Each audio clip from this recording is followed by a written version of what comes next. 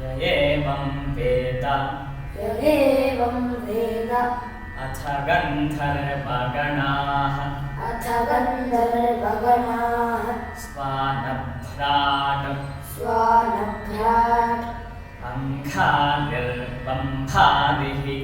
अङ्गानिर्बम्भारिः हस्तः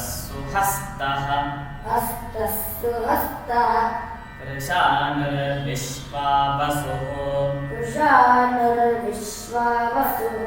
मूर्धन्वान् सूर्यवर्चाः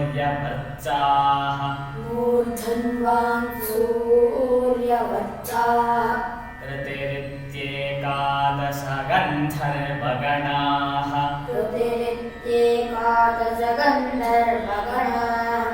देवाश्च महादेवाः रश्मयश्च देवागणगिरः